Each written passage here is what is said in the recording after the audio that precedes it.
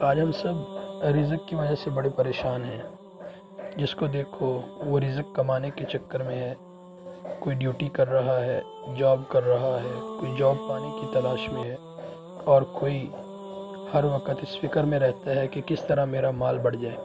یقیناً مال اس وقت بڑھتا ہے جب اللہ چاہتے ہیں، اور اللہ کریم اگر کسی کو رزق میں برکت دے دیں تو پھر تو سونے پہ سہاگا ہو جاتا ہے۔ یہ ویڈیوز ہوتی ہیں، اس میں اس طرح لمبی بات بعض دفعہ لوگ سنتے بھی نہیں ہیں، اور بعض دفعہ جب کوئی ایسی بات ہوتی ہے تو اس کے لیے کافی سارا وقت چاہیے ہوتا ہے۔ لیکن آج میں آپ کو مختصر چیز بتاتا ہوں۔ آپ جو ہے صبح صرف 7 دفعہ یہ قرآن پاک کی آیت پڑھ لیں، انشاءاللہ العزیز رزق کی تنگی اللہ تعالیٰ دور فرما دیں گے۔